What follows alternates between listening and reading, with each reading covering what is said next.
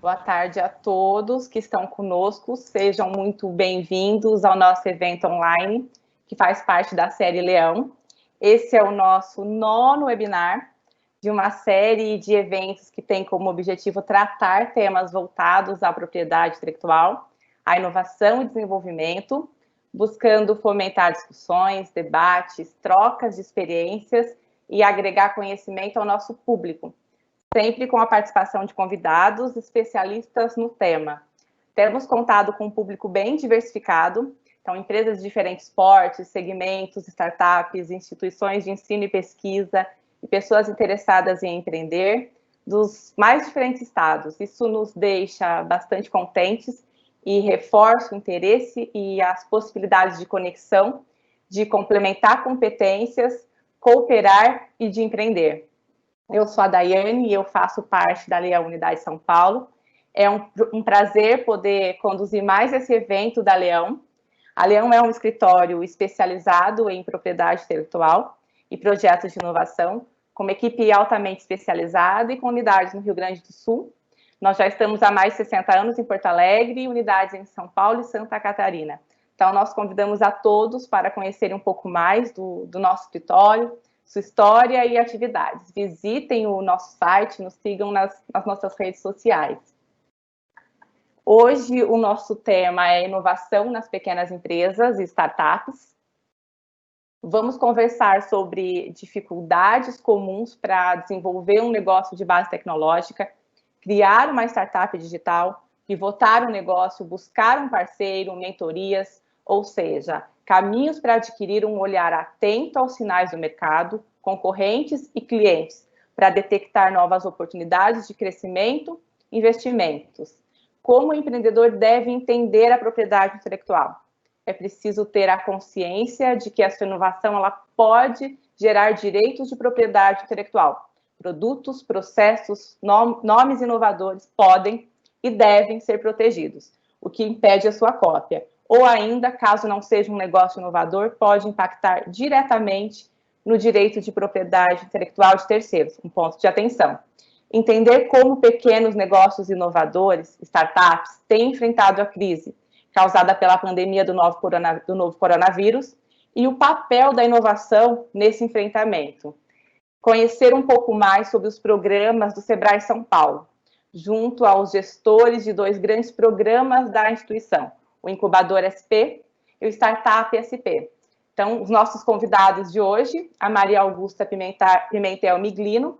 A Maria Augusta é consultora de empreendedorismo e inovação do Sebrae São Paulo e coordenadora estadual do programa Incubador SP.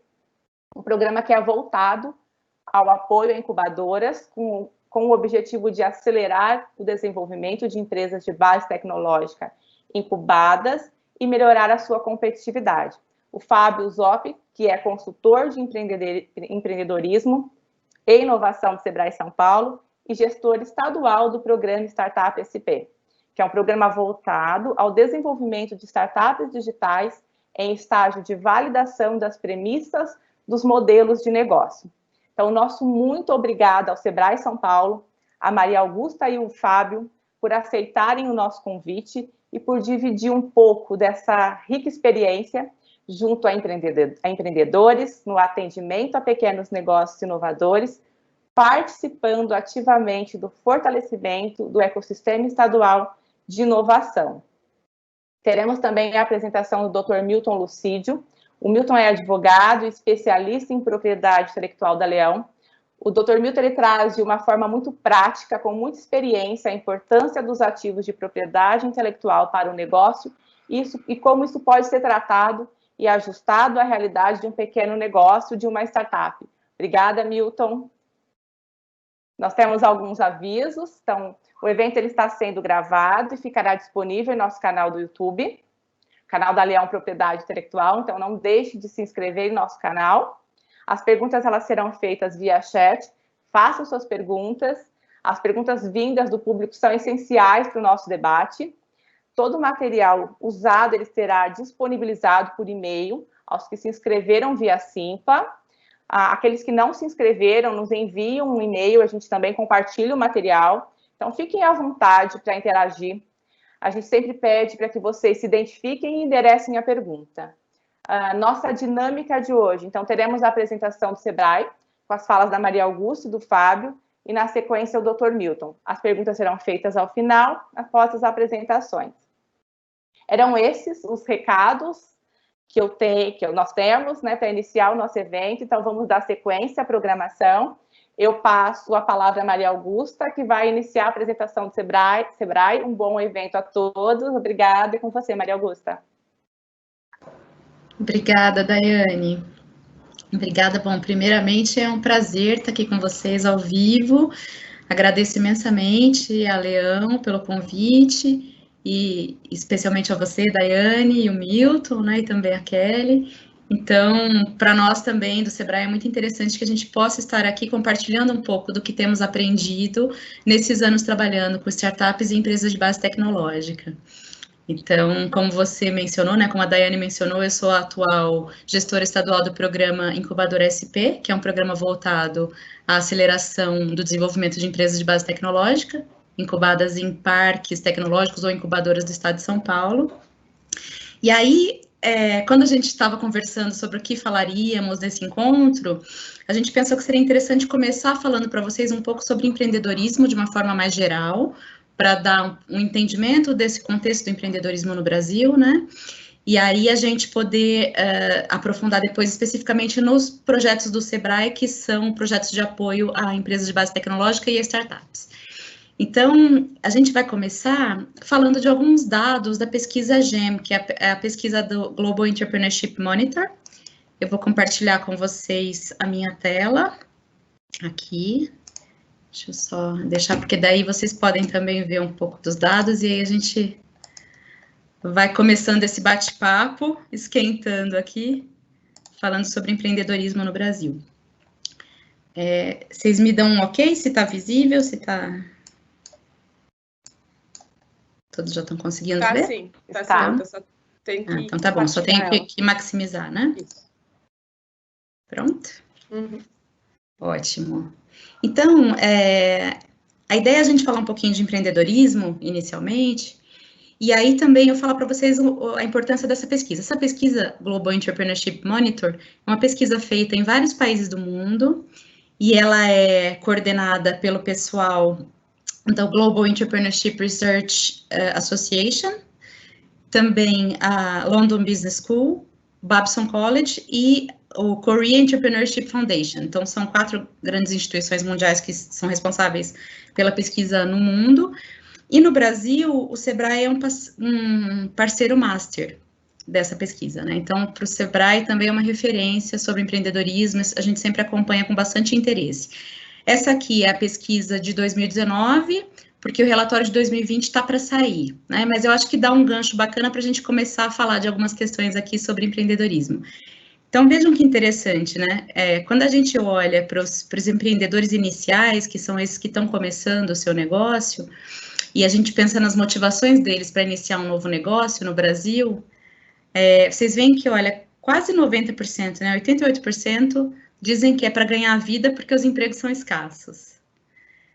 Depois vem 51% para fazer a diferença no mundo. Então, tem essa noção do empreendedorismo por propósito, empreendedorismo por desejo de realização e de mudança. E daí 36,9% para construir uma grande riqueza ou uma renda muito alta, né? Então, as pessoas imaginam que, ao empreender, elas têm a possibilidade de conseguir conquistar um patrimônio maior do que elas teriam só trabalhando como funcionárias em uma empresa, ou para continuar uma tradição familiar, que são 26%, mas essa questão da sucessão familiar é relevante, né? Então, tem muitas empresas familiares que têm que ter sequência. Então, aí a gente olha aqui um pouquinho para os outros dados, né? Pensando no percentual de empreendedores iniciais e os estabelecidos, segundo a atividade econômica no Brasil. Aqui é para dar para vocês uma noção da quantidade de pessoas dos setores principais onde as pessoas empreendem. Então, vejam que curioso, né? Aonde mais se empreende é em serviços orientados para o consumidor, que seriam aqui esses 68,7%, quando você pensa no empreendedor inicial, que é aquele que está começando um novo negócio. E dos negócios estabelecidos, também é um percentual de 56% os que estão nesse ramo de serviços orientados ao consumidor. Depois vem os negócios no ramo da indústria, né, 22% se iniciando e 35% estabelecidos, quase 36% e quase 23%. E aí o setor extrativo, né, extração mineral, outros setores extrativos, aí já é bem menos significativo, né, um número bem mais baixinho. E aí, outra questão bem interessante, que aí depois o Fábio, quando falar com vocês, ele vai também trazer um tema relacionado a isso aqui, é a questão da inovação nos negócios, nos novos negócios de empreendedores nascentes, né? Então, vejam só que interessante, quando se comparam os empreendedores iniciais e os já estabelecidos, segundo as características relacionadas à inovação, que eles acreditam que seu empreendimento entrega, vocês veem aí que para 10%, mais ou menos, eles consideram que o produto ou o serviço é uma inovação local, né? Ou a tecnologia nova. Nos empreendedores estabelecidos, esse percentual já cai para 4% no produto ou serviço novo e 3,7% na tecnologia nova. Depois, quando a gente olha aqui para o grau de novidade, né, daquele negócio ou daquela tecnologia no Brasil, vocês veem, ó, que já cai tremendamente, né? Então, quase nada, quase nenhum dos respondentes acredita que o seu negócio seja inovador para o Brasil como um todo.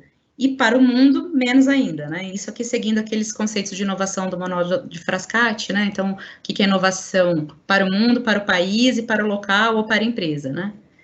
Então, vocês veem aí que as nossas empresas brasileiras, elas, em sua maioria, quando inovam e acreditam que estão inovando, elas estão inovando no mercado local, tá? Não no mercado nacional e não no mercado mundial.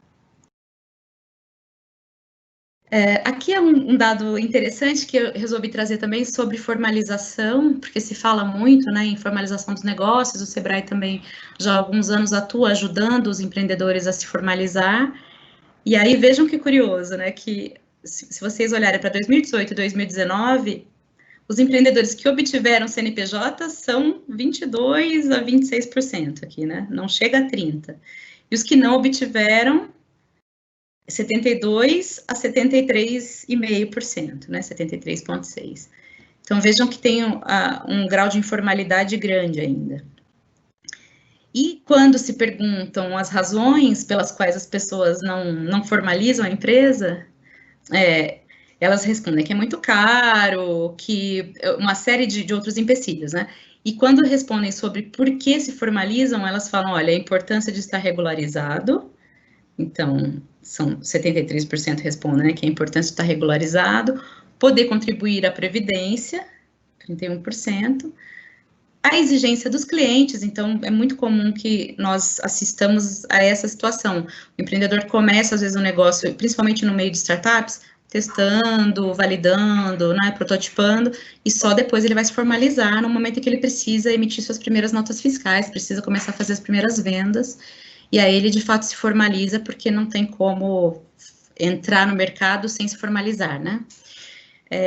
E aí também, eventualmente, a exigência da empresa onde trabalhava para se tornar terceirizado, né? Tem essa questão também da prestação de serviços para uma empresa. Então, um dado, assim, são alguns dados do panorama de empreendedorismo no país como um todo, independente dos setores, independente se é negócio inovador ou não, mas são pequenos negócios, né, e pequenos empreendedores. E aí, a gente fecha esse bloco aqui com essa última tela, que eu achei interessante, porque nos dá uma noção do ambiente para empreender no país, né. Então, se vocês notarem esse retângulo que está aqui destacado em vermelho, o que as pessoas consideram do clima para se empreender no Brasil, né? Então, no Brasil, as pessoas consideram que começar um novo negócio é uma opção de carreira desejável. Então, vejam que são mais de 75%. No Brasil, aqueles que têm sucesso ao iniciar um novo negócio têm um alto nível de status e respeito, então, 72%. E no Brasil, vem frequentemente histórias na mídia ou na internet sobre novos negócios bem-sucedidos, 78,8%. Então, esses aqui, né, esses elementos aqui dão uma noção do clima de empreendedorismo no Brasil. O Brasil é um dos países onde mais se empreende no mundo. Mas é claro que tem o empreendedorismo por necessidade e o empreendedorismo por oportunidade, né, que são situações diferentes. Agora, também é curioso notar que, assim, quando se pergunta para as pessoas se é fácil começar um negócio no Brasil, quase 40% dizem que é fácil, os outros 60% acreditam que seja difícil, né? Sobre as expectativas de oportunidades para investir, as pessoas responderam isso pré-pandemia, então todos nós não tínhamos ideia do que aconteceria dali, né, 6 meses depois. E aí questões de se os municípios onde as pessoas vivem têm incentivos ao empreendedorismo, ou se as escolas e universidades já estão preparadas para ensinar sobre empreendedorismo, né? Então, esse aqui é uma característica, essas são características gerais desse clima ou deste ambiente para o empreendedorismo no Brasil. E aí, agora eu chamo o Fábio, porque ele vai falar um pouco sobre os desafios para os empreendedores na Covid e alguns aspectos interessantes também desse novo momento. Então, Fábio, por favor, eu vou parar de compartilhar aqui, você pode falar agora para o pessoal, te passo a palavra. O microfone, Fábio. É o erro mais comum. Boa tarde a todos. Obrigado, Guta, pela explanação, né, pela introdução e a continuação desse assunto. Obrigado aí pelo convite, a Leão, né, a figura aí da Daiane, ao Milton e também a Kelly. É um prazer aí compartilhar conhecimento e construir aprendizado, né, junto com a audiência, que eu acho que é o mais importante, né, trazendo esses dados todos e esse conhecimento todo, né, de atuação no Sebrae São Paulo, na área de inovação e tecnologia. A gente tem muito para construir. Então, eu vou compartilhar aqui uma pesquisa, né, feita pelo Sebrae e junto com a FINEP, né, que é a agência que financia a inovação, né, em âmbito nacional, e até costurando muito do que a Guta trouxe, né, para a gente, de novo, né, construir esse raciocínio, construir esse conhecimento junto aqui. Deixa eu compartilhar. Acho que estão todos vendo aqui a tela, né? Sim. Legal. Então, essa pesquisa, ela, aliás, né, enfim, as startups enfrentam melhor a crise do coronavírus que pequenos negócios convencionais, e talvez esse seja o mote aí do nosso bate-papo, né? A gente está falando, sim, de startups, mas também tem a questão dos negócios tradicionais, né? O que a reportagem chamou de convencionais, ou seja, o modelo de negócio tradicional. Então, só para colocar todos na mesma página, né, e sem querer ser muito técnico, mas o que diferencia uma startup de uma empresa nova, tradicional, né, ou convencional, é o seu modelo de negócio inovador, né, ou o possível modelo de negócio inovador. É essa busca, né, que eu queria estar trazendo aí sobre a pesquisa, né, e de modo a explorar essa oportunidade. Então, a Guta trouxe aí, né, na pesquisa GEM, que é de âmbito mundial, né, os dois tipos, né, básicos de empreendedorismo, aquele de necessidade, enfim, que a pessoa lá tem a sua necessidade, né, em casa e pessoal, tem a oportunidade, né, construir isso ao longo do tempo, e especialmente validar, né, com o público, né, com o segmento de clientes. Então, diferente do achismo, da maneira empírica, né, do empreendedorismo por necessidade, essa maneira metodológica, inclusive, que eu e a Maria Augusta vamos apresentar os programas, respectivamente, né, é que o Sebrae São Paulo pode ajudar muito, né, o potencial empreendedor, o empreendedor que queira empreender, né, e sempre de forma rápida, né, e que seja fácil a replicação e sem aumentar consideravelmente o custo. Então, essa é uma síntese básica do que seria uma startup aí, comparado com uma empresa nova, né? Sim, nova, mas porém tradicional, sem modelo de negócio inovador. Então, a pesquisa que eu menciono, ela foi feita aí de 28 de maio a 3 de junho com 833 startups, né? Que a pesquisa de maneira não coloca se é digital, né, ou se é de base tecnológica, mas sim entendendo isso que eu acabei de explicar, que é a modelagem inovadora de negócios, né.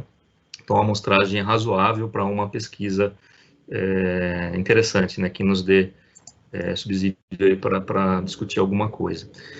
E grande parte dessa amostra, 42%, tem até 3 anos de funcionamento, o que explica muito, né, a dinâmica das startups, que eu vou colocar mais adiante. A atuação é bastante diversificada, então não há um enviesamento de mercado, né? Por exemplo, o varejo, que teve bastante impacto aí com a pandemia, negativo no primeiro momento e positivo aqui mais recentemente, né? Então não há esse viés, enfim, está bem distribuído aí, 14% na área de saúde, 10% em agronegócio, financeiro e também educação, e o restante aí do que o mercado precisa. Então, conclui-se, né, começar pelo final e depois eu vou destrinchando essa pesquisa, né?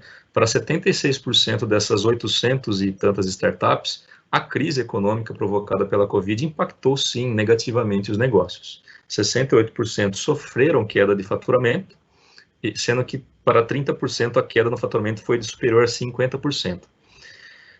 Mas não foi isso, né, o propósito de eu trazer um copo meio vazio, e sim discutir as oportunidades que a gente tem em relação à inovação e em startups e pequenos negócios, né? Porque quando você faz um recorte, né, dessa pesquisa e vê esses 76% de maneira, né, grandioso, você também pode olhar, né, a parte de baixo aí do gráfico, né, esse aumento. Aliás, o manteve o mesmo já é um grande impacto, um grande discernimento que a gente pode trazer, né? 19% manteve o mesmo, né? 2% aumentou até 5% do faturamento. Outros 2 também aumentaram de 6 a 10 e 11 a 20. Olha só que interessante, os 7% dessa pesquisa que aumentou acima de 20%. A gente vai falar um pouquinho sobre isso na pesquisa e também na minha fala em relação ao restante, né? Aí, partindo sobre a questão crédito, né? Essas mesmas startups disseram que 26% tem caixa para sobreviver somente 30 dias, isso naquela ocasião, maio e junho, né? E cerca de 30% tem caixa para sobreviver por mais de 90 dias. Isso, de fato, é um problema, não só para startups, como para empresas tradicionais, para grandes empresas, né? E para cunho pessoal, inclusive. Todo mundo tem um fluxo de caixa, inclusive, né, nossas famílias aí. A questão é como você mantém isso, né, sob controle. E aí eu queria estar trazendo algumas dicas aí no contexto da situação, né. Então, essa capacidade de reinventar, né, a parte laranja dessa pesquisa fica evidente quando 76% das startups não precisaram demitir funcionários, né. Além disso, né, de novo, a parte de baixo, a gente está olhando o copo meio cheio, né, a parte positiva dessa pesquisa. 16% tiveram oportunidades de contratar mais funcionários. Olha que parece contraproducente ou ou anticíclico, e a gente vai falar um pouquinho mais sobre isso também. A obtenção desse capital, né, ou captação de recursos, né, como costumeiramente nomeado aí na estrutura de startups, né, como investidor anjo, capital semente, o próprio venture capital, né, numa maturidade maior, investimento coletivo, também chamado crowdfunding, né, subvenções econômicas, que a própria FINEP, né, é uma categoria de subvenção, tem a FAPESP, enfim, tem entre outros órgãos estaduais. Então, os 42% são conhecidos somente, concluindo, 58% não conhecem essas formas, né. Então, muito se falou aí em relação a bancos, né? Bancos não são a única forma de obter esses recursos, muito embora o Sebrae apoie grande parte desse crédito ao micro, né, e pequeno empresário, seja ele de base tradicional ou startups, né? E aqui eu queria nomear o FAMP, né, que independente da crise ele já existe, é o Fundo de Aval à Micro e Pequena Empresa, né, são as letras aí. Você pode obter isso no Banco do Brasil, e também no Desenvolve São Paulo, no caso do Estado de São Paulo, né, para projetos de inovação. Então, existe aí 80% já avalizado por esse fundo do Sebrae, onde o empresário, o empreendedor, ele tem que conseguir aí 20% de garantias para para esse projeto de inovação, né? Isso para colocar de maneira rápida, tá? Sem entrar no mérito do crédito aí. A gente teve também aí no Sebrae São Paulo um projeto retomada, né? Com 50 milhões sendo distribuídos, né? Esse financiamento através de 2 fintechs. Então foi uma inovação até para o próprio Sebrae São Paulo. Então é uma outra informação que eventualmente pode ser útil aí para a nossa audiência, né? Concluindo, né, a grande maioria das startups nessa pesquisa necessitavam, né, naquela ocasião, de crédito, 85%, né, e para o capital de giro, 58%. E aqui o mais interessante que eu queria abordar, né, 55% precisavam para o desenvolvimento de produto, serviço ou processo novo, decorrente desse impacto no mercado, nessa agilidade, nessa flexibilidade que uma startup tem, né, de entender mercado e agir proativamente, é o que é importante. Então, eu vou citar exemplos aí. A própria Simpla, né, que é uma grande, hoje, empresa de tecnologia brasileira, com sede em Belo Horizonte, lá no Vale de São Pedro, está testando um produto novo, chamado Simpla Streaming Beta. O Sebrae São Paulo está buscando, né, testar essa ferramenta para validar, né, e homologar nas nossas entregas. O que é isso, basicamente? É o Simpla, como todos conhecem, junto com o Zoom, né, a plataforma Zoom, de maneira integrada. Então, isso precisa, né, de certo movimento de capital, né, financeiro, recursos, ou mesmo citar o exemplo de uma startup egressa do programa Startup SP, a WeCare, né, grande Jamil, um abraço se estiver ouvindo. Ele, na startup de saúde, né, estava validado, estava crescendo com o teletrauma. Basicamente, uma funcionalidade destinada a ambulâncias, enfim, tudo aquilo que parou-se de acontecer, né? Rapidamente, ele buscou um financiamento e buscou aí colocar no mercado, validando, né, sempre na velocidade de uma startup, o telecovid, né, uma abordagem totalmente online, ou seja, adequada a tudo aquilo que nós estamos vivendo. Então, é só para citar 2 exemplos de uma startup, de fato, early stage, ou de uma grande empresa, né, em tecnologia, que já não pode ser considerada uma startup, né, tecnicamente, mas ainda busca essa escala, né, que em relação ao crédito, desenvolvimento de produto, serviço, processo novo, permanece ainda bastante necessário, né.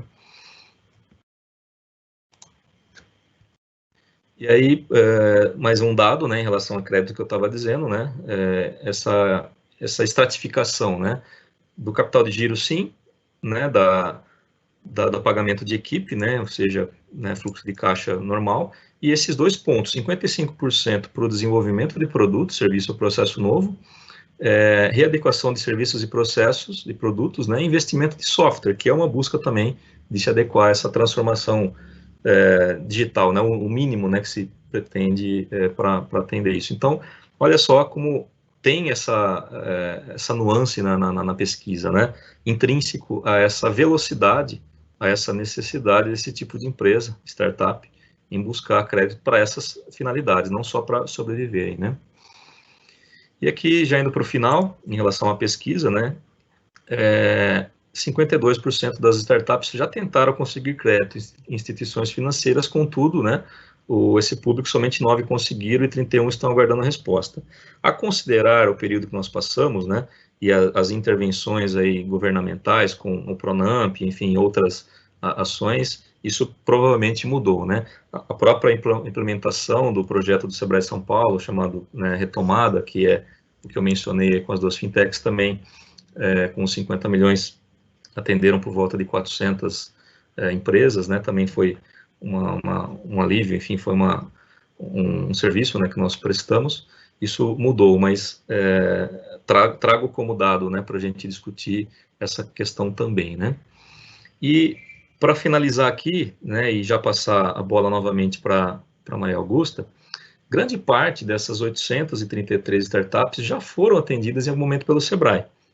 Principalmente por meio do Inovativa Brasil, que é um projeto do Ministério da Economia realizado pela Fundação CERT, né, e co-realizado por nós, do Sebrae Tech, né, que é um projeto também a qual inclui serviços, né, em inovação tecnológica, e os projetos estaduais de startups, a qual inclui o Startup SP, né, que eu sou o responsável, e a Maria Augusta, que é a responsável do Incubador SP.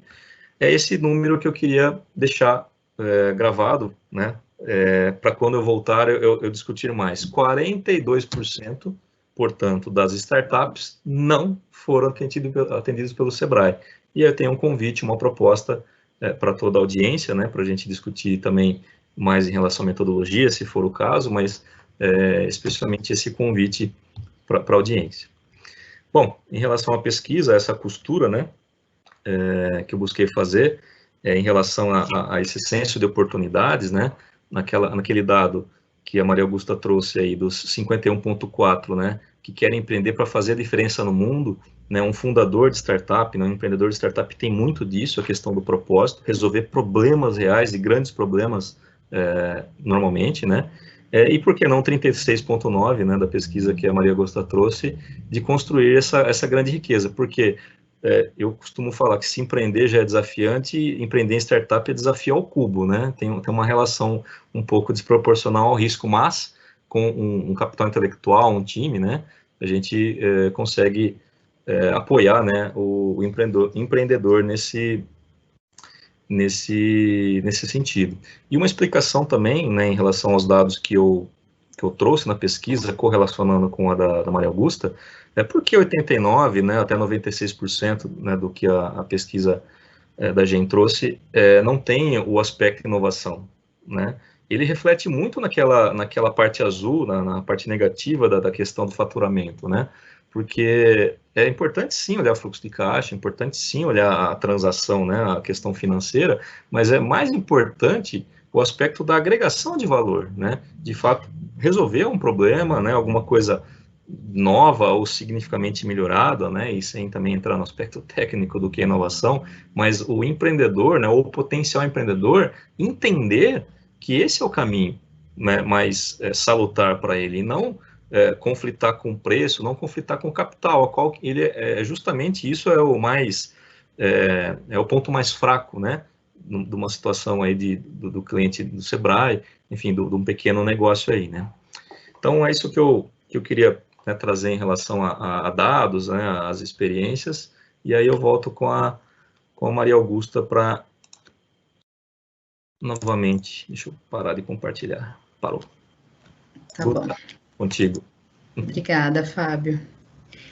Bom, gente, aí deixa eu compartilhar aqui com vocês novamente. Vamos ver que tá meio... Deu uma travadinha aqui. Estão vendo já?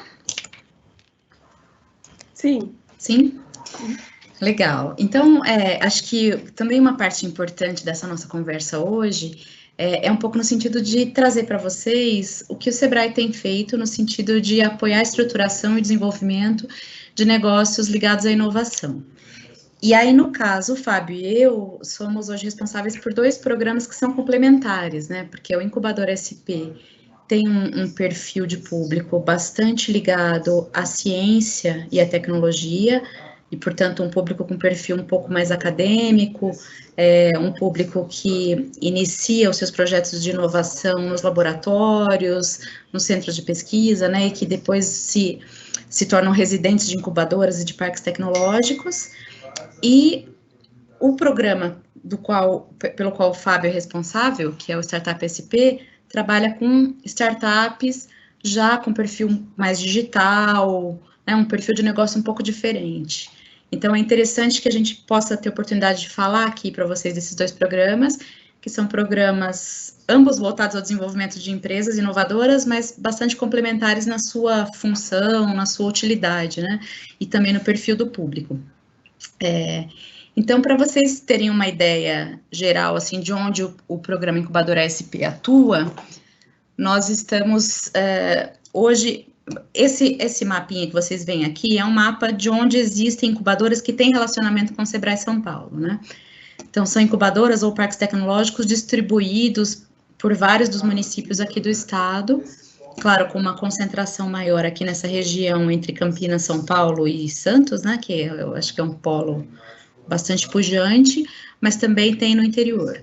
E esse quadro ao lado aqui que vocês veem é o quadro das cidades que estão atualmente participando desse ciclo de incubação, né, do programa Incubador SP, porque Também a diferença desse programa para o Startup SP, que depois o Fábio vai comentar um pouco, é que no Incubador SP, quem tem o relacionamento com o Sebrae é a incubadora ou o parque tecnológico. Então, a decisão de participar ou não do programa Incubador SP é, em primeiro lugar, do parque tecnológico ou da incubadora, e em segundo lugar, dos empreendedores que estão residentes nessas incubadoras, né? Então, nós temos nesse ciclo de 2020, participando conosco ativamente, estas incubadoras e destas cidades aqui, né? Então, e num programa que tem a finalidade, principalmente, de trazer uma mentalidade de mercado para esses pesquisadores e cientistas que estão empreendendo a partir da ciência e da tecnologia. Porque, na realidade, eles têm uma característica mais técnica e de desenvolvimento do projeto e o olhar mais focado na tecnologia ou no aspecto científico e menos familiaridade com os aspectos ligados ao mercado e a importância de fazerem a conexão com o mercado desde o início do projeto e de mirarem o mercado e de terem em mente que a primeira das questões é resolver uma dor de mercado para que essa dor possa demandar uma solução, para que essa solução possa ser bem sucedida e se tornar um negócio que vai ser rentável um dia, né? Então, todo o nosso trabalho nesse programa Incubador SP tem sido nesse sentido. E aí, então, aqui vocês conseguem ter uma noção de quem são eles. E esse aqui é um slide só sobre a estrutura, para vocês entenderem um pouquinho mais como funciona o ciclo de desenvolvimento, né? Então, a gente sempre tem um lançamento, que é esse kickoff, as fases iniciais de alinhamento com a incubadora em cada cidade, e é um relacionamento do escritório regional do Sebrae com a incubadora, uma etapa de preparação, aí nós fazemos o lançamento, as empresas passam por um diagnóstico individual para entender o perfil de cada um, o momento de desenvolvimento de cada uma e as necessidades delas. E aí elas recebem, ao longo desse período aqui, de aproximadamente 6 meses, conteúdos online, na forma de lives e oficinas ou workshops, acompanhados de mentorias do Sebrae, então são mentores padrinhos, né, funcionários Sebrae que acompanham os projetos em cada uma das cidades, que são aquelas cidades que vocês viram no slide anterior. Então, essas mentorias, agora, por conta da pandemia, têm sido online, tudo tem sido online por conta da pandemia. No passado era presencial, né, mas a gente está testando esse modelo online e temos colhido bons resultados e tem sido um processo interessante. E temos aqui também mentorias spot, que são mentorias com parceiros do ecossistema de inovação, né? O Sebrae tem uma gama muito grande de parceiros e pessoas que gravitam ao redor do Sebrae, ou que, de alguma forma, estão envolvidas com inovação, e que vêm fazer essas mentorias para nós, voluntariamente, por uma questão de reciprocidade mesmo, né? Pelo desejo de retribuir à sociedade alguma coisa que eles conquistaram, pelo desejo de ajudar outros empreendedores a crescer, pelo desejo de ajudar a economia a girar. Então, a gente tem uma rede de parceiros muito bacana e muito presentes, que nos atendem prontamente e vêm fazer algumas mentorias para os nossos incubados também, nesse espírito de reciprocidade.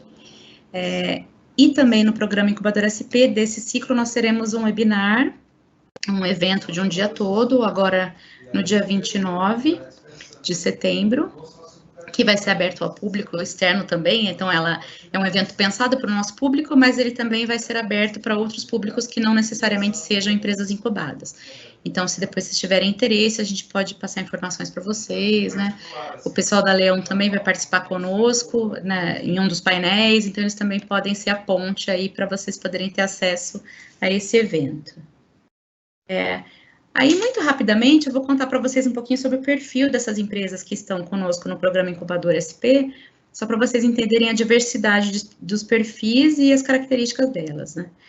Então, aqui a gente enviou um formulário para cada um dos incubados para que eles respondessem, tivemos menos respostas do que a totalidade, são cerca de 90 empresas no estado, e aí 64 responderam, mas a gente tem um perfil, olha, 60% são as que se consideram de base tecnológica, que são essas mais ligadas à universidade e à ciência.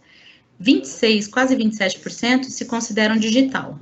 E esse percentual de outro, às vezes é alguma coisa relacionada a comércio, serviços, que está fora dos 2 perfis anteriores, mas muitas vezes também a pessoa se confundiu e escreveu o que era, e na verdade era algo de base tecnológica. Então, a gente pode dizer que base tecnológica chega a quase 70% e o restante é digital, tá? Aí, eu também perguntei para eles, né, qual era o momento de evolução do projeto. E aí, aqui é interessante para vocês verem a diversidade de perfis dessas empresas incubadas que estão participando do nosso processo de desenvolvimento. 43% estão em desenvolvimento experimental, 21% em produção e comercialização, 20% em industrialização. Esses são os mais significativos. Depois a gente tem uma fatia menor aqui em pesquisa aplicada, e as outras menorzinhas, né, na pesquisa básica, que são bem pouquinhas, ou outra, que também é uma dessas questões, que a pessoa põe outra porque não se identifica em nenhuma dessas. E aí, como vocês viram nos slides anteriores, a gente tem também participando conosco do programa do Incubador ASP, algumas startups digitais. E aí, perguntamos para eles também, então, caso o seu projeto seja digital, né, qual é o atual momento de evolução? Foram menos respostas. E aqui tem uma questão interessante também, que é assim, às vezes, a empresa é de base tecnológica, está incubada e tem um perfil acadêmico e científico, porém, tem um conteúdo digital importante. É uma plataforma que vai conectar com IoT ou com inteligência artificial e tal. Então, uma parte deles é simultaneamente de base tecnológica e digital. E outra parte deles é somente digital. E aí, então, aqui vocês conseguem acompanhar um pouco os momentos de evolução dos projetos, né? Então, mais ou menos 42% estão na validação da solução, 21% em operação, 12% validando o fit de mercado, esse ajuste com o mercado, 9,1% em ideação, e aí esses outros tem outra, que também é alguma coisa que a pessoa não se identificou, tração, uma pequena fatia aqui, e validação do problema, que é um estágio anterior ainda, né? Essa fatiazinha vermelha. Então, esse é o perfil geral desse público. Para dar uma noção, assim, bem rápida de alguns segmentos onde eles atuam, né, não vou ler todos, mas, assim, tem embalagens biodegradáveis, tem biblioteca de dados por simulação computacional, tem produção de fitoquímicos, tem gestão de acesso pessoal por IoT, produtos biológicos para controle de pragas, robôs de investimento, enfim, é uma infinidade de projetos que tem exatamente essa característica de estarem ali, né, na confluência da ciência com a tecnologia e às vezes a academia também. E para falar de alguns cases, a gente tem aqui, são muitos cases de empresas que participaram nos últimos tempos do programa Incubador SP e que tiveram um desenvolvimento interessante. Então, a gente pode falar da Homebook, por exemplo, que está incubada aí em Campinas, que eles trabalham com portaria robotizada para condomínios, estão com o MVP deles em fase final, e eles avançaram bastante no desenvolvimento desse MVP durante a incubação. Já tem 50 pré-vendas realizadas, então, eles não estão ainda vendendo, mas já fizeram as reservas, né? Então tem 50 pré-vendas já feitas. Tem a 5Mart, que era incubada lá em Ribeirão Preto, que tem uma solução para gestão de armazéns por inteligência artificial, que trabalha com a redução de estoques, o gerenciamento do vencimento de produtos perecíveis e uma série de outras funcionalidades. E eles também já conseguiram validar a solução, já fizeram o fit de mercado e já estão com alguns grandes clientes. E a Pangeia Biotech, que também foi incubada aí também na Encamp, em Campinas. Eu estou falando aí, né, como se estivessem todos em Campinas. Está incubada lá em Campinas. E eles trabalham com prestação de serviços em engenharia genética para melhoramento de plantas. E eles tiveram, assim, ao longo do período de incubação, um aumento de faturamento bem significativo. Eles foram de R$5.000 para mais de 1.800.000. Depois conseguiram fechar um contrato em Embrapi com a Embrapa Agroenergia, e aí vão receber royalties de mais de R$20 milhões, assim, por conta dessa parceria com a Embrapa, né? E passaram por nós, pelas nossas consultorias, com os consultores de Campinas, passaram por atendimento, às vezes, né, com outras soluções do Sebrae, tiveram orientação dos nossos mentores, acompanharam os conteúdos online. Então, a gente entende que quanto mais o empreendedor está aberto para o novo, está aberto para aprender e para trocar experiência com outros empreendedores, com esse olhar para o mercado, né, com essa consciência de que não se pode empreender sem olhar para o mercado, então, mais chances esses empreendedores têm de consolidar uma trajetória de sucesso. E aí, esses são os exemplos interessantes do Programa Incubador SP. Então, sobre o Programa Incubador SP, o que eu queria compartilhar era basicamente isso. E aí, o Fábio vai falar um pouco agora para a gente sobre o Startup SP, que é o nosso outro programa queridinho, né, do coração.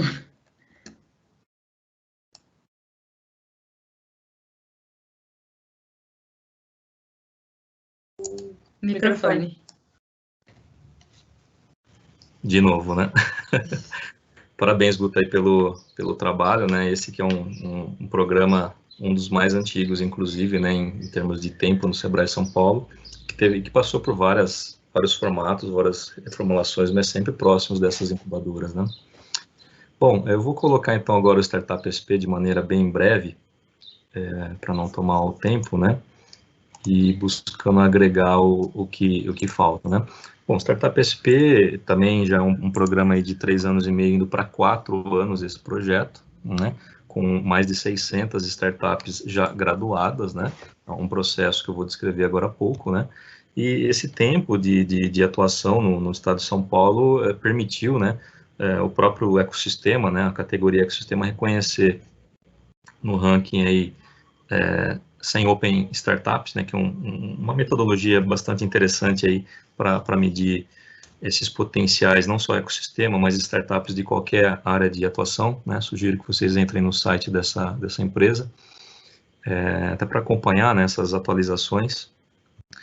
É um programa que até julho, né, estava sendo aplicado em 16 escritórios regionais, então, diferentemente da incubadora SP, esse programa é entregue pelo próprio Sebrae São Paulo, né, junto aos 33 escritórios regionais, atendendo aí todas as cidades através dos postos de atendimento. Então, se você, né, que estiver nos assistindo, estiver em algum ponto do estado de São Paulo, faça contato com o Sebrae, porque neste ciclo, nesse 8º ciclo do Startup SP, 18 escritórios regionais aplicarão o programa, e isso só foi possível por conta da pandemia, né, ou a transformação digital forçada, como nós temos escutado aí de muitos colegas, né, de outras empresas aí. Então, o programa, ele tem um esqueleto, né, não é um curso, tá, é um programa, de fato, de entregas parciais, né, objetivando a um pitch, objetivando a uma exposição ao ecossistema de inovação e, portanto, conquistar a credibilidade, conquistar cliente, conquistar, por que não, investimento, se isso for desejo e tiver essa maturidade, né. Então, tem aí os workshops temáticos, né, que é os formatos de oficinas, as práticas, existe EAD, existe os Store Talks, que é no formato de meetup, uma construção coletiva de aprendizado, existe o Design Sprint, que é uma metodologia ágil, né, e a gente, depois de bastante tempo, conseguiu condensar em 16 horas, né. Existe o Bootcamp, que é um processo de go-to-marketing, ou, né, ir para o mercado já olhando essa máquina de vendas, né.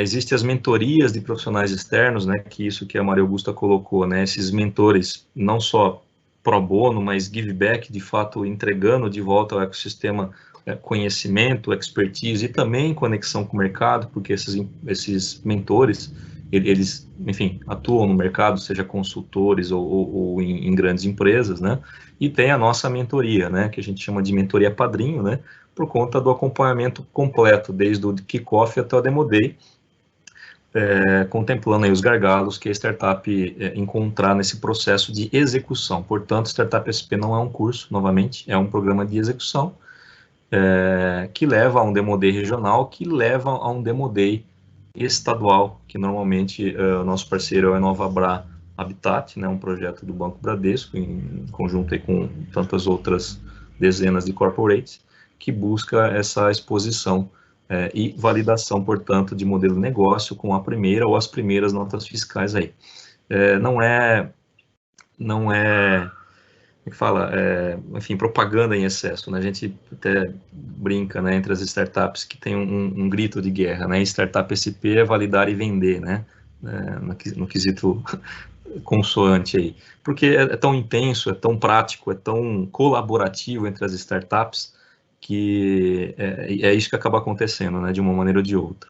E aqui alguns cases mais recentes, a gente poderia passar horas e horas falando dessas 600 startups aí, mas recentemente a Predify, né, startup de varejo, a WeCare, que eu já citei nesse webinar, né, eles foram reconhecidos aí, né, no Sebrae Like a Boss, que é um grande evento do Sebrae Nacional, não porque é melhor ou pior, né, é apenas uma relação de reconhecimento da proposta de valor, aquilo que eu mencionei na pesquisa, né, essas duas startups, elas resolvem um grande problema de mercado, um grande dor, uma grande necessidade de pessoas, né, seja no modelo B2C para consumidores ou B2B para resolver problema de outros negócios, né, e também, mais recentemente, duas startups aí do início do programa, né, que também passaram por outros programas, a Mvisia, né, que na verdade teve origem na USP, passou por nós, enfim, outros programas, acabou participando do terceiro ciclo lá em Piracicaba, né, onde o objeto é de agronegócio. Então, o MVP deles, né, o produto que eles trabalharam no programa foi para atender esse mercado e cresceu absurdamente, tanto que a VEG, né, comprou a participação majoritária, né, e eles, obviamente, continuam o negócio, mas a VEG é uma grande fabricante aí de bens de capital, né, maquinário brasileiro, né, com atuação aí global, e o mesmo aconteceu com a startup BeerMind, né, participante do segundo ciclo, lá em 2017, né, também VEG comprando, essa startup atuando no setor industrial de processos, máquinas, supervisórios, LPs, enfim, um negócio meio doido aí, no bom sentido, obviamente, né.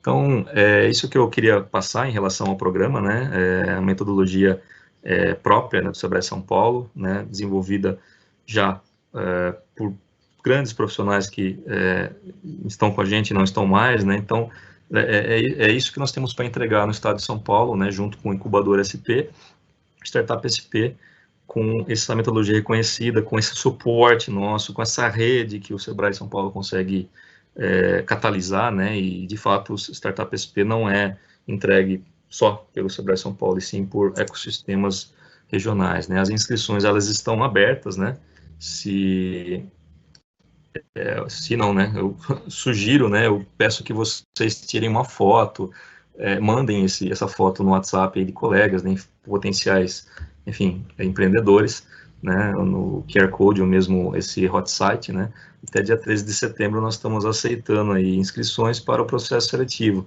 que contempla aí de uma análise básica, uma convocação para pitch, né, e após o pitch a admissão de 10 startups por cada uma das 18 edições que nós vamos rodar. Então, a gente está aí aberta para qualquer tipo de mercado, sendo que 5 regionais nós vamos, inclusive, testar uma conexão com arranjos produtivos locais, né? A própria cidade de São Paulo com os jogos digitais, né? Que está formalizado.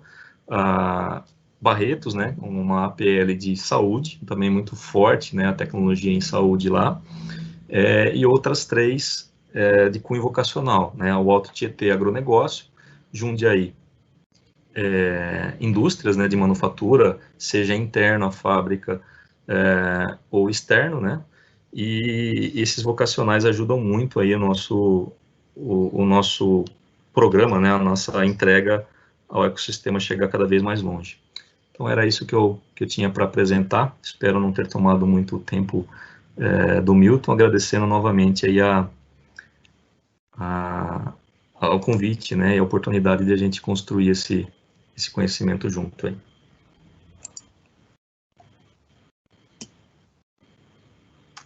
Obrigada, Fábio, Maria Augusta, pelas excelentes apresentações, a oportunidade de conhecermos um pouco mais dos programas do Sebrae e todo potencial para auxiliar as pequenas empresas. Eu vou passar para o Milton para que ele siga com a apresentação dele. A gente está com o tempo um pouco apertado. Então, Milton, com você. Boa palestra. Bom, boa noite a todos. É um prazer estar aqui com vocês. Primeiramente, queria agradecer a Maria Augusta, ao Fábio, pelas excelentes exposições, pelo foco que a gente queria dar justamente a esse webinar, conhecer um pouquinho mais do Sebrae SP, saber, entender melhor como o Sebrae SP pode ajudar as empresas, né, e alavancar através da inovação dentro de incubadoras, dentro do programa Startup SP também.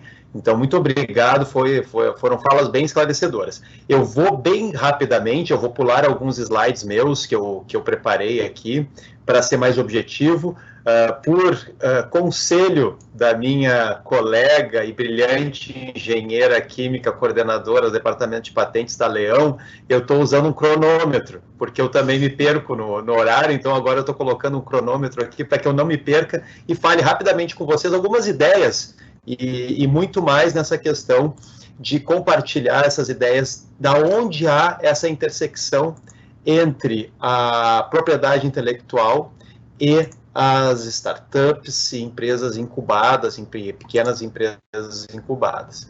Então, deixa eu compartilhar aqui. Bom, eu fiz um pequeno sumário, mas eu vou ignorá-lo. Então, eu vou diretamente para os tópicos que eu acho importantes, tá? Mas a ideia é mostrar um pouquinho de propriedade intelectual para que a gente entenda, né? Um dos grandes gargalos que a gente tem na inovação na área de startups e pequenas empresas está diretamente vinculada ao desconhecimento da área. Um checklist, né, dessa propriedade intelectual envolvendo pequenas empresas. Eu vou dar um link para vocês pesquisarem, e isso vai ficar na minha apresentação e depois ela vai ser compartilhada. E um pequeno case de um unicórnio internacional de uma empresa israelense. Poderia comentar um case de uma empresa brasileira aí que se destacou lá de Marmeleiro, no Paraná, e depois algumas conclusões. Primeiramente, entender, né, a gente faz uma analogia com a propriedade intelectual e o direito de propriedade tradicional, que é a pergunta: qual é o tamanho da tua propriedade intelectual? O que tu cria? Muitas vezes, por ser um ativo intangível, fica difícil de entendermos qual é a demarcação dessa propriedade, o que eu tenho, o que eu criei e que criação intelectual é essa, né? E onde e como ela pode ser protegida. Então, fazendo essa analogia, a gente tem várias formas de analisá-la, mas a principal delas é que a propriedade intelectual ela deve ser entendida como uma ilha de exclusividade em um oceano de liberdades.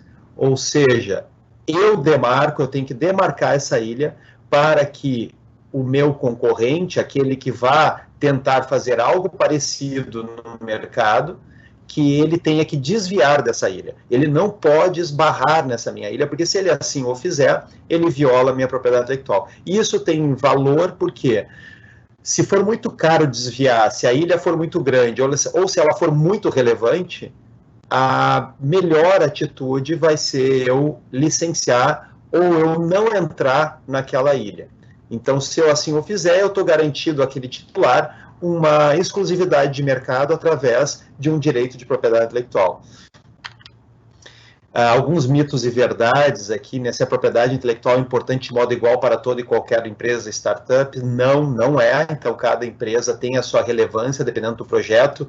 Foi comentado sobre uma das empresas que tiveram êxito ali, a Maria Augusta destacou sobre a questão de uma empresa de base na área de inovação na área de plantas e que recebe royalties, foi juntamente com a Embrapa e recebe royalties pela criação intelectual também. Então tem toda essa correlação, dependendo da área técnica, né, que vai ser mais ou menos importante a propriedade intelectual e que espécie de propriedade intelectual que vai ser importante. Seja marca, seja patente, seja direito autoral, ela sempre vai oscilar ou vai ter uma combinação de todas, né? E muitas vezes é base de dados, é segredo de negócio, é a questão contratual que envolve a propriedade intelectual gerada internamente pela empresa. O sistema de patentes não funciona no Brasil. Funciona e cada vez melhor. O INPI está fazendo com que as patentes sejam julgadas mais rápidas, existem exames prioritários de patentes no Brasil. As patentes, existe um programa específico do INPI para as startups, para agilizar o julgamento das patentes. Então, deixar bem claro aqui, o INPI está fazendo um trabalho excepcional para diversas áreas, inclusive a área de startups e pequenas empresas, com o exame prioritário de patentes, que, uma vez requerido, o prazo médio de 1 ano, a patente é julgada. Então, sim, funciona, e também funciona do ponto de vista do judiciário. Ninguém respeita a propriedade intelectual no Brasil, isso é passado, respeita sim, o número crescente de processos judiciais de acordos, de contratos de transferência de tecnologia sendo celebrados mostra isso, e os negócios envolvendo startups são disruptivos e propriedade intelectual é arcaica e não acompanha. Também é um mito, ela acompanha sim, ela é uma forma de proteção. Recomendo esse livro, principalmente o Vantagem Invisível, para que vocês que estão assistindo leiam com calma e consigam entender que o título desse livro fala tudo, a vantagem invisível. A propriedade intelectual é sim a vantagem invisível, ela é utilizada para vencer a concorrência e ninguém enxerga isso, a não ser que o próprio empreendedor venha dar o testemunho dele e diga, olha, foi muito importante a propriedade intelectual. E eu tenho alguns exemplos de links aqui para vocês entenderem, e mais do que tudo, eu recomendo que façam um curso online da Organização Mundial de Propriedade Intelectual, que é gratuito e absolutamente todo empreendedor tem que fazer, sem exceção. Por quê? Porque ele tem que entender se ele tem propriedade intelectual, ele tem como proteger, o que proteger, ter o discernimento do que abrange a propriedade intelectual e, de outro lado, saber não violar a propriedade intelectual de terceiros no seu negócio. Ali eu recomendo para vocês esse checklist do Richard Harrock, publicado na Forbes, que é específico para startups, né? Então são 10 passos que têm que ser tomados e cuidados que têm que ser tomados em relação à propriedade intelectual voltada para startups. Alguns deles eu cito aqui, tá? Mas em resumo, a grande conclusão é que pensar propriedade intelectual no planejamento estratégico é fundamental para a sobrevivência do negócio. Ele tem que ser pensado, ele tem que ser um tópico do plano estratégico da empresa. É impensável não ter um tópico. Por quê? Porque ele pode gerar uma necessidade de fundos que a empresa não tem por violação involuntária de direitos terceiros, ou pode gerar algum tipo de não aproveitamento da empresa e desvalorização da empresa perante investidores. Aqui são as relações mais comuns que as startups têm, como as pesquisas falam, né? A grande maioria das startups são empresas inovadoras do ponto de vista de inovação de startups, né? E também uma inovação no ambiente digital. Tudo isso está relacionado com a capacidade que essa empresa tem de gerar criações intelectuais. Então, toda essa inovação, ela está focada, e aí dentro dessa análise feita pelo Foresight Valuation Group em 2019, que é uma empresa lá de Palo Alto, dentro do Vale do Silício, é que esses ativos intangíveis estão relacionados com dados, tecnologia e marca. E eles se interconectam com os tipos de proteção de propriedade intelectual, das patentes, dos segredos de negócio e segredos industriais, são duas modalidades que são protegidas, os direitos autorais e as marcas. Então, tudo isso é passivo de apropriação e tem o seu sistema específico de apropriação. O case que eu ia falar para vocês é do Waze, né? Então, quem não usa o Waze, usa o Google Maps, e se surpreende quando vê que várias das funcionalidades que o Waze tem de recomendar caminhos alternativos quando um caminho está mais lento, são objeto de patentes, ou foram objeto de patentes específicas, requeridas, protegidas, e que geraram ao Waze, ou a startup israelense, né, que criou o Waze, a possibilidade de ser adquirida pelo Google pelo valor de mais de $1 bilhão. E boa parte dessa aquisição tem relação com base de dados, né, com o Big Data, que ela foi acumulando com as informações dos usuários, os mapas de estradas, e também com base nas patentes, né, e softwares que o Waze possuía. Então, já tô chegando no fim do meu tempo, né, do cronômetro. Então, como a gente tem aqui esses exemplos, a gente consegue entender o porquê que as startups falham. Né? Elas falham porque elas não dão a devida importância no início, e aqui eu venho destacar que nós todos aqui, A Maria Augusta e o Fábio estão aqui desenvolvendo, e a Kelly e a própria Daiane, né? Nós estamos desenvolvendo aqui um trabalho social, nós estamos chamando a atenção das linhas, das possibilidades de ajuda que o Sebrae dá, e aqui, da nossa parte, nós estamos conectando isso com a propriedade intelectual, a importância que é se dar a devida relevância para a propriedade intelectual no início do negócio da startup. Então, a gente tem vários exemplos, aqui eu cito as minhas conclusões, mas como eu quero deixar tempo para que a gente possa conversar mais e responder perguntas pontuais que vocês tenham ao final, mas assim, só de olhar a gente já tem uma dimensão de como a propriedade intelectual está, sim, inserida no dia a dia das pequenas empresas inovadoras e das startups, especificamente falando. A gente tem uma ferramenta nova, eu sempre cito ela, porque ela é uma ferramenta muito boa, reconhecida internacionalmente para proteção de direitos autorais, segredos de negócio, know-how, dados, testes, né? E ela é sigilosa, ela é encriptografada, né? É um registro feito que a base, que o conteúdo fica em sigilo, ninguém tem acesso a ele, e te fornece um fingerprint, que nem a OMP fala, né? A Organização Mundial de Propriedade Intelectual, que comprova desse ativo intangível, que não seja uma marca, uma patente, um desenho industrial, porque esses ativos intangíveis têm que ser registrados nos seus órgãos próprios para a aquisição da propriedade. Em resumo, isso aqui é o que a Leon faz, né, para ajudar, né, a gente identifica, protege e potencializa as criações intelectuais, a gente tem uma acessibilidade, nós também gostamos de nos enxergar como uma pequena empresa inovadora e uma startup, apesar de a gente já estar com uma dimensão um pouquinho maior, a gente tem a Leon Digital, desenvolvemos a nossa própria metodologia, que é registrada também como direito autoral e marca, e aqui está um pouquinho dos nossos serviços, né, tanto da parte dos registros e litígios, quanto dessa parte de inteligência e estratégia, que é, desde o início, desenhar como a propriedade intelectual vai ajudar e vai potencializar o negócio dos nossos clientes. Então, muito obrigado, corri bastante, pulei os slides, eles vão ficar à disposição, mas eu me coloco à disposição para as perguntas de vocês, e agradeço o tempo, principalmente do Fábio e da Maria Augusta, para que a gente possa aí agora entrar num debate aí, e espero que tenha algumas perguntas aí para que a gente possa responder. Um abraço.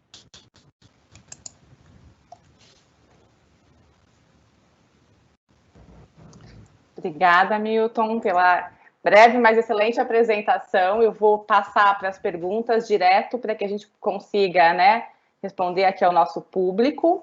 Então, eu vou começar com uma pergunta da Luciane. Vou passar essa pergunta para a Maria Augusta, porque ela diz respeito às mentorias, e eu estou considerando que esteja relacionado ao programa Incubador SP. Então, durante as mentorias oferecidas pelo Sebrae, tenho acesso a especialistas de mercado? Acho que a gente traz muita a importância de olhar mercado, não só desenvolvimento tecnológico.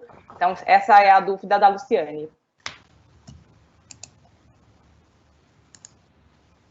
Perfeito. Sim, eles têm acesso, sim, a mentores que são de mercado, especialistas de mercado, e, de alguma forma, é importante ressaltar também que as mentorias não acontecem só no programa Incubador SP, mas no Startup SP também. É que talvez eu tenha ressaltado mais no caso da incubadora e tenha ficado mais forte, né, na sua lembrança. Mas, na realidade, tanto o programa Incubador SP como o Startup SP fazem uso dessa colaboração voluntária e de reciprocidade desses mentores vários, que são especialistas do ecossistema, são executivos, são empreendedores, são profissionais de várias áreas que querem estar ali como mentores simplesmente pela oportunidade de trocar conhecimento e ajudar outras empresas a se desenvolver. Nós tivemos recentemente uma rodada de mentoria estadual do Incubador SP a semana passada, que foi justamente nesse espírito, né? Nós tivemos 12 mentores convidados, que são voluntários, e que vieram falar de temas como acesso ao mercado, como finanças, como validação do problema, como user experience, uma série de temas que são do interesse tanto dos incubados como das startups. Então, sim, tem acesso, sim. Deixa eu complementar, Daiane, se você me Eu permite. ia pedir para você complementar, por favor. Perdão se eu me antecipei, porque, como a Luta disse no início, né, o incubador SP complementa a startup SP, que complementa o incubador SP. Não tem aí, né, uma divisão, são dois produtos, não. É a mesma rede, inclusive, né, o mesmo estado de São Paulo, e essas relações, elas, na verdade, elas se combinam, né. Queria até fazer uma provocação, né, a gente não sabe, a Luciene, se já tem startup, se quer ter, se é base tecnológica, não é, mas falar de maneira geral, né. Comumente, nós recebemos os pitch, né, os processos seletivos, eu só preciso de mercado que o produto está pronto, né? E é justamente isso que o Startup SP tem para agregar com a nossa expertise, né? Que a gente tem a mentoria nossa própria, que pode incluir especialistas de mercado se o escritório já não tiver. Então, por exemplo, uma startup de agronegócio. Então, Piracicaba, né, tem uma grande expertise no mercado. Mas, majoritariamente, é expertise técnica, do tipo, olha, estou emperrando aqui no marketing digital, estou emperrando aqui, né, numa propriedade intelectual, né, a qual a Leão inclusive, parceiro e os profissionais mentoram também, né?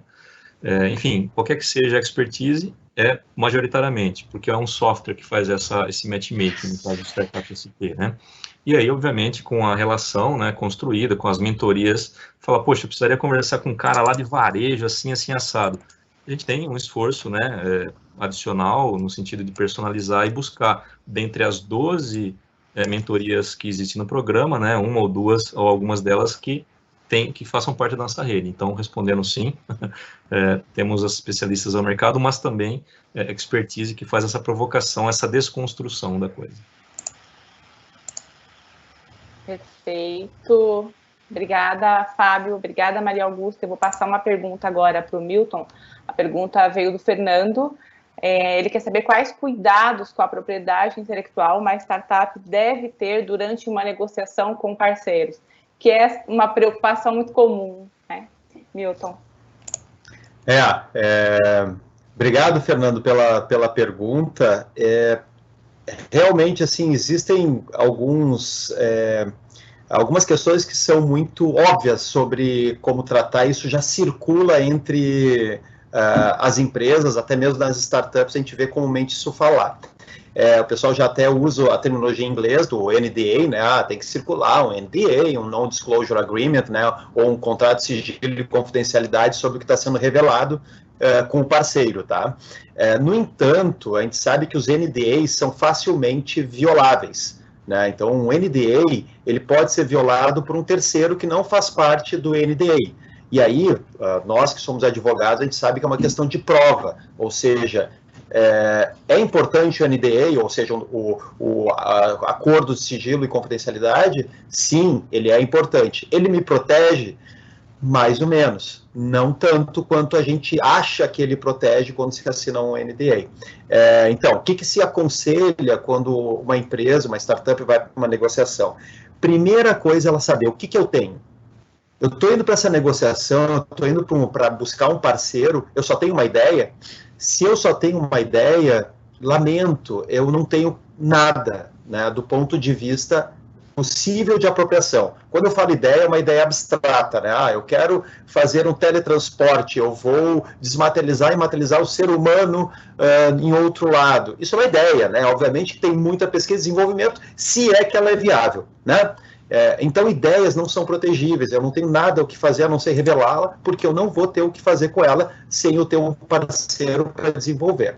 No entanto, muitas dessas startups já têm algo mais concreto, ela já tem um desenvolvimento, já tem algo em linha, já tem uma pesquisa desenvolvida, e aí sim, a gente tem que olhar para ela, ver se eu já tenho como proteger isso, seja por direito autoral, ou seja até mesmo por um pedido de patente incipiente, né, para que eu me resguarde em relação à negociação com meu parceiro. É isso que eu tenho que fazer enquanto startup. A marca, proteger, tem uma série de questões, né? Mas quando a gente fala de parceria, está buscando parceiro, normalmente se quer revelar o plano de negócio, quer revelar para onde eu estou indo com a startup. Então, Fernando, a dica é olhar a tua criação intelectual, entender o que tu tem em mãos e proteger aquilo que é passivo de proteção antes de procurar um parceiro. toda a criação intelectual, ela sofre aprimoramento, ela sofre evolução, e ela sofre mais de 1, 2, 3, 10 patentes, 20, 100, que é a tecnologia sendo evoluída. Toda ela tem um pedido inicial. Então, o quanto antes eu delimito, mais eu valorizo a minha startup, mais eu sou respeitado por um parceiro, ou potencial cliente, ou potencial investidor. Então, o conselho é esse: entender a propriedade intelectual e tangibilizar o máximo que tu puder aquilo que tu já desenvolveu. Perfeito, Milton, obrigada. Eu tenho uma outra pergunta aqui, que foi de um anônimo, foi direcionada ao Sebrae. Eu vou pedir para começar pela Maria Augusta, aí o Fábio complementa. Se o Sebrae ele pode ajudar na captação de investimentos para iniciar a startup, quais são os principais caminhos usados pelas startups para buscar recursos? Maria Augusta. Tá.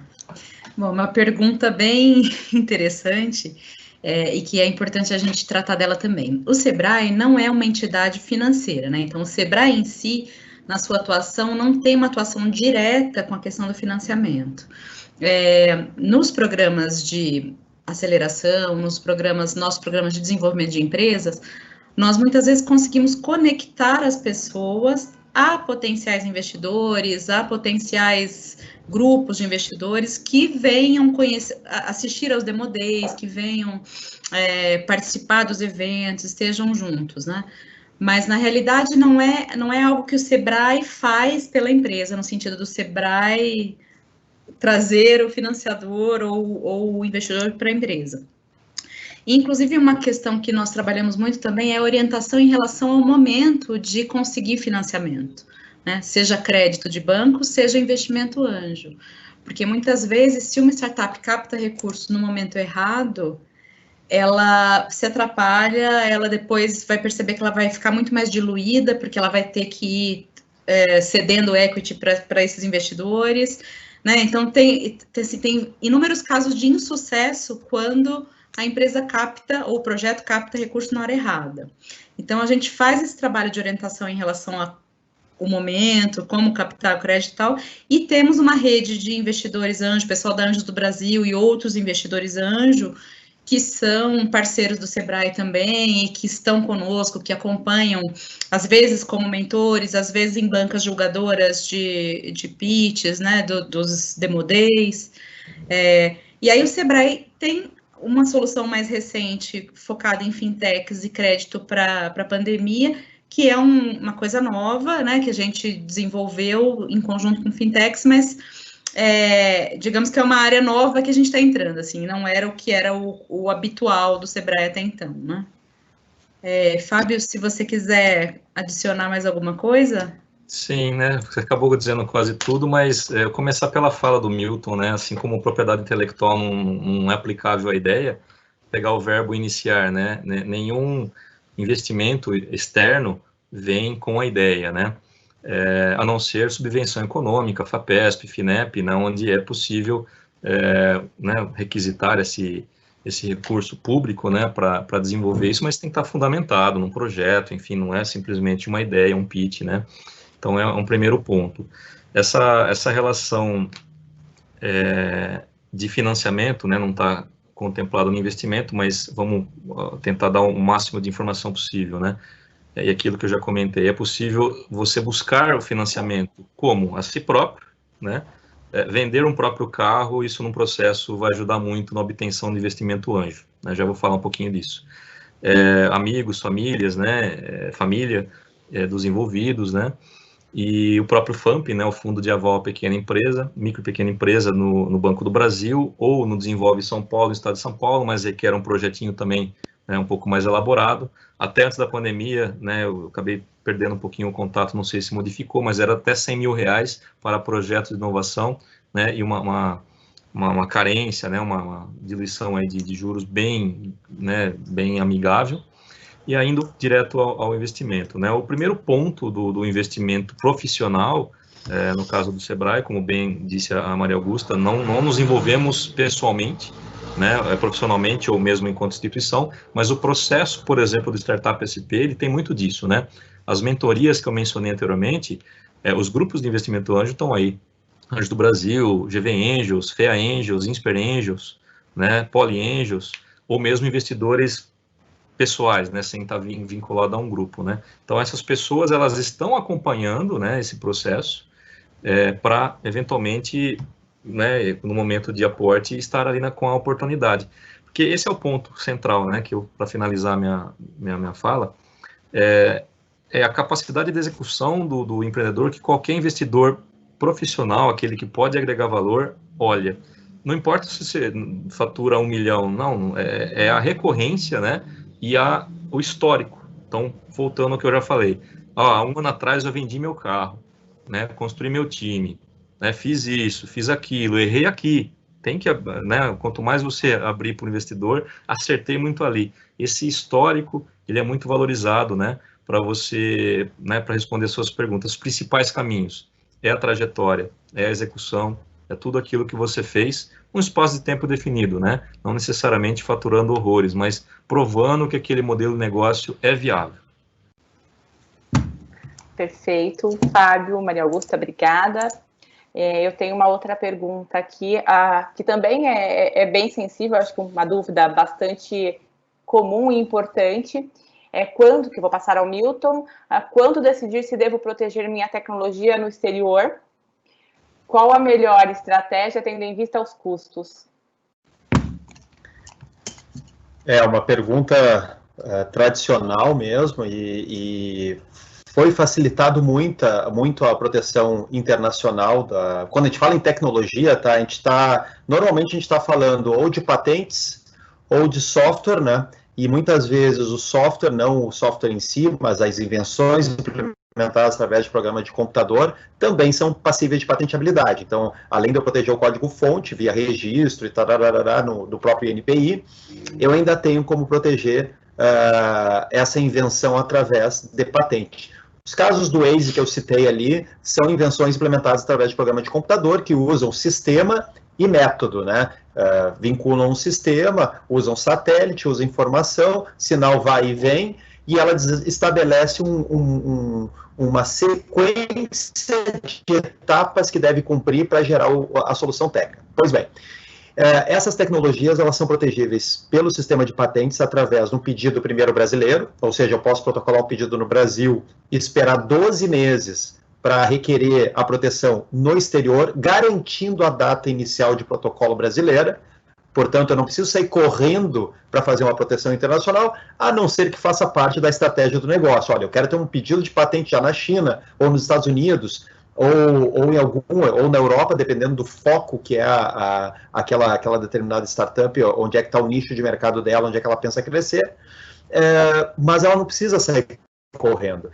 E, além de tudo isso, eu ainda tenho o Internacional de Patente via PCT, que o investimento é muito baixo, e eu ainda consigo estender o prazo para eu ter um investimento alto. Vou dar um exemplo para vocês: uma patente brasileira redigida, protocolada e acompanhada vai lá uns 4 mil reais, sem contar a busca de anterioridades. Um pedido internacional de patente via PCT, nós estamos falando de uma média ali de uns 3 mil dólares para dar andamento nele. Só daqui 12 meses contados do pedido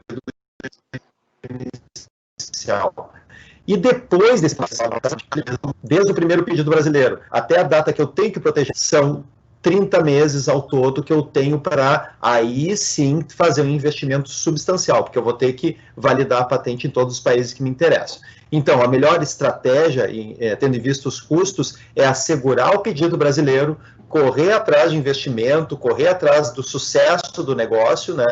Começar a se capitalizar, para daí sim poder fazer um investimento na proteção internacional, porque o sistema de propriedade intelectual te dá esses prazos. Então, eles são prazos que tu tem. Então, isso é uma questão bem importante.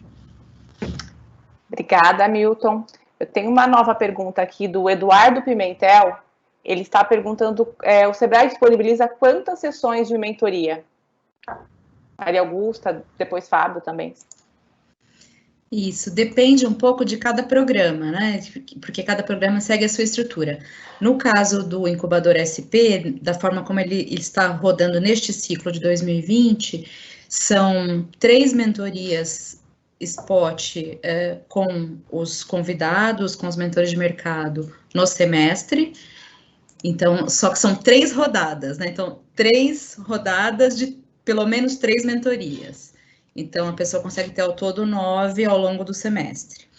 E mais 3 mentorias também com os mentores Sebrae, que aí vão acompanhar o projeto no seu desenvolvimento, no dia a dia, ali em cada um desses escritórios regionais que tem a parceria com a incubadora. No caso do Startup SP, daí eu passo para o Fábio, porque tem detalhes que só ele sabe. Legal. O processo do Startup SP, né, naquela figura macro que eu mostrei, contempla 8 mentorias de profissionais, né, consultores nossos, e 12 mentorias dessa mentoria Spot, né, a mesma que a Guta mencionou, que é a de profissionais de mercado. Além disso, a gente tem uma atividade que nós ensinamos um processo para que o founder, né, o empreendedor, busque novos mentores. Então, é uma situação, de novo, um convite às inscrições do programa, né? Não é necessário depender, né, seja do Sebrae ou de qualquer outra pessoa. Essa busca, né, por mentores é um processo comum, inclusive, no universo de startups, né? E que a gente estimula e coloca, enfim, o nosso know-how, o nosso serviço a serviço do empreendedor. Perfeito, Fábio, obrigada, Maria Augusta. Eu tenho uma última pergunta, eu vou fazer um pouquinho diferente dessa vez, eu vou fazer a pergunta, eu vou pedir para que vocês, junto à mensagem final de cada convidado, respondam essa pergunta, e a gente vai para o encerramento do webinar. Então, a pessoa não se identificou, ele trouxe, a pandemia trouxe incertezas para o ecossistema brasileiro de startups? Como essas empresas estão reagindo? E quais são os pontos de maior atenção para atravessar a crise usando a propriedade intelectual? Então, acho que ela vai muito próxima. Eu ia pedir para vocês deixarem uma mensagem. Então, acho que dá para transmitir a mensagem respondendo ao nosso último participante, né, que enviou a pergunta. Pedi para começar com a Maria Augusta, na sequência, Fábio e Milton. Obrigada, Daiane. Bom, a gente falou um pouquinho antes, já no próprio desenvolvimento da nossa conversa anterior, o Fábio apresentou alguns dados de uma pesquisa que mostrou os desafios da Covid em startups, né? Então, acho que é bem interessante também, quando nós disponibilizarmos o arquivo, a pessoa que está perguntando ter acesso e poder olhar com mais detalhes. E sim, gente, trouxe desafios tremendos, né, para o ecossistema de startups, mas ressaltou um aspecto muito interessante, que é o aspecto das empresas saberem se reinventar. E dos processos de aperfeiçoamento e melhoria que essas empresas já vinham fazendo em períodos anteriores. Então, por exemplo, as startups e empresas de outros setores que já vinham se digitalizando, que já vinham se familiarizando com algumas dessas tecnologias de comunicação à distância, que já vinham fazendo vendas online, que já tinham venda de conteúdo na internet, né, ou divulgação de conteúdo e vendas de alguma maneira que utilize esses meios, essas empresas sofreram menos, significativamente menos do que as que ainda estavam em passos anteriores nessa transformação digital, ou nessa digitalização, ou cada um chama de uma forma, dependendo dos conceitos. Então, essa capacidade de se reinventar, de olhar para uma situação crítica, buscando oportunidades, é fundamental, né? E aí, as startups que já estavam em ramos ligados à saúde, por exemplo, obviamente tiveram um impacto menor e até conseguiram novas oportunidades. Ramos como, por exemplo, logística, né, como outros serviços auxiliares e complementares à questão da saúde, criaram diversas oportunidades interessantes nesse período. Então, de fato, já encerrando aqui, né, para deixar a minha mensagem, o que eu posso dizer para os empreendedores, assim, é que empreender no Brasil não é fácil, é um super desafio. né? É algo que realmente precisa ter coragem e determinação e vontade, mas para quem está nesse caminho, é preciso ter um olhar atento e estratégico também, né? Então, você estar acompanhando sempre o seu mercado, a concorrência, olhando para as tendências atuais e futuras, e buscando sempre formas de se reinventar, porque crises como essa podem surgir, né? É um cisne negro, ninguém imaginava que poderia acontecer, veio do nada, mas enquanto alguns estão numa situação muito difícil, outros estão conseguindo novas oportunidades. Então, minha mensagem final é essa: não desistam, força. Legal. Bom, para mim, a única coisa que a pandemia trouxe de incerteza em relação à saúde. E isso os nossos cientistas estão buscando, enfim, no mundial, né? O que ela trouxe e tantas outras situações trouxeram, sim, desafios, como crise financeira global, como crise da Rússia, crise da não sei do que. E o Brasil, ele, se você olhar historicamente de 30 anos, tem os grandes altos e baixos provocado exatamente, né, por situações como essa de mercado. E aí entra um pouco o que a Guta colocou, né? Nessas oportunidades e em políticas públicas é normal termos essa versão anticíclica, né? Investimentos de inovação maciço quando há um afundamento econômico. E, por outro lado, o mercado, né, que não admite vácuo ou, por um curto espaço de tempo, pessoas, né, precisam consumir, buscar essa aproximação, né, com o cliente. Eu chamo isso, né, da minha forma de enxergar, de mente de comerciante. E a gente não precisa falar aqui de nenhum cientista, de nenhum empreendedor tecnológico para entender o movimento. Esteja próximo do cliente e pergunte, ou oferecendo alguma coisa, obtenha essa informação do que ele precisa e faça acontecer, né? Como a WeCare, que eu citei, a própria Simpla, ou N empresas que estão se adequando, né, a esse mercado.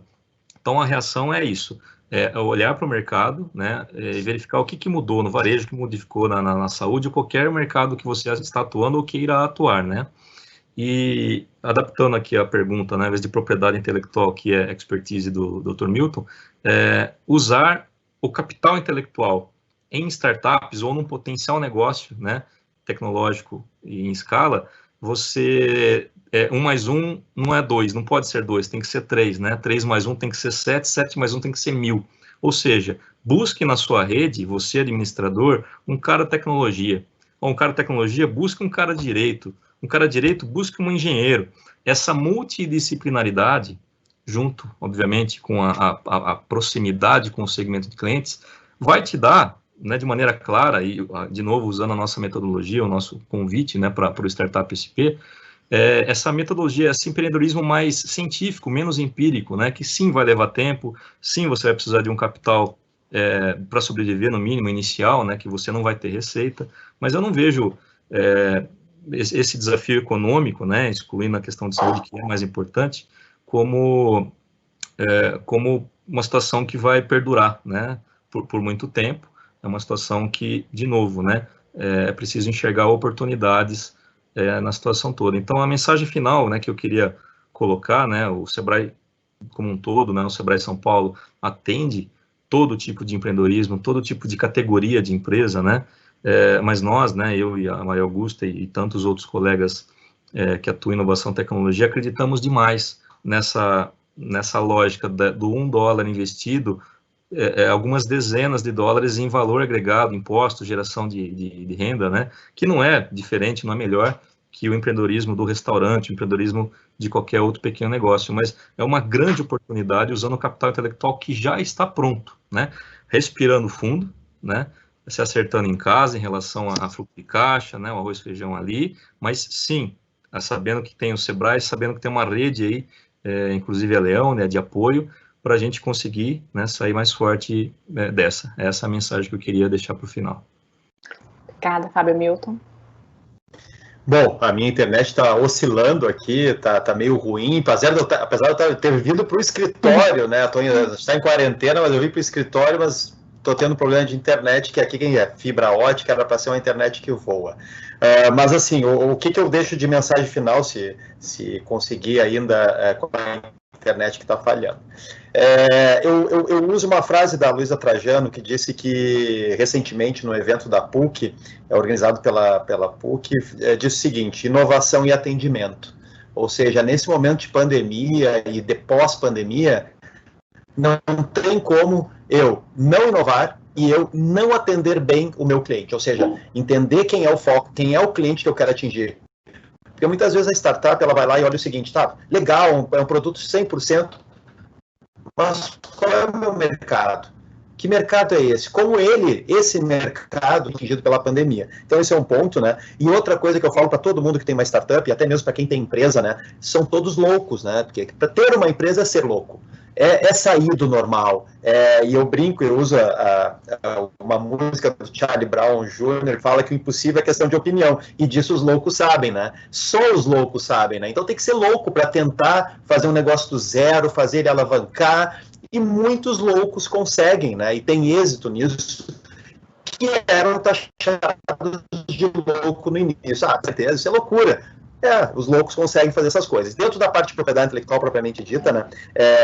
O que a gente tem que entender é que eu separo, né? Eu tenho que pegar o meu ativo intangível e, num momento de crise, entender: opa, eu tenho esse ativo, que nem o Fábio comentou. Os empreendedores, eles vendem o carro, né? Vendi meu carro, tive problema. Se tu tem teu ativo intangível bem delimitado, tu pode oferecer esse teu ativo intangível no momento de crise. Olha, estou num momento ruim, como é que eu vou oferecer ele se ele não está tangibilizado? Eu não tenho como oferecer. Agora, se eu tenho um registro de direito autoral, ele está bem delimitado, se eu tenho um software registrado, se eu tenho uma patente já protocolada no INPI, isso me dá um poder de utilizar esse ativo com quem esteja mais capitalizado e no caso, eu, startup, estando mal, né, nesse momento, não adianta, tem momentos da vida, né, seja da vida particular ou seja da vida do empresário, que ele tem que dar um passo atrás e ter recursos, né, seja por alavancagem de empréstimo, seja por linhas de disponíveis ali por subvenção desses ativos. Então, é olhar para esses ativos e ver como eles podem te ajudar nesse momento de crise e pós-crise, né, da pandemia. Obrigada, Milton. A gente vai caminhar para o encerramento do nosso webinar. Queria colocar também que nós estamos aqui para auxiliar, assessorar todos esses loucos do bem. Contem com a Leão, contem com o Sebrae. Gostaria de agradecer mais uma vez, em nome da Leão, a Maria Augusta, ao Fábio, do Sebrae, por aceitarem o nosso convite, por todas as contribuições. Dr. Milton, muito obrigada mais uma vez pela participação. A engenheira Kelly, que é minha parceira, que faz parte da organização. Muito obrigada ao nosso público, né, aos participantes, por participarem, por fomentar esse debate tão importante. Queria reforçar também que o material utilizado e o link com a gravação será compartilhado, estará disponível no nosso canal do YouTube e redes sociais da Leão. Queria comentar também que, em breve, nos sigam nas nossas redes sociais, a gente vai divulgar em breve a nossa próxima agenda. E queria agradecer a todos, desejar uma ótima noite e nos encontramos em breve no próximo evento. Obrigada, um abraço, até breve. Tchau, tchau. Um abraço.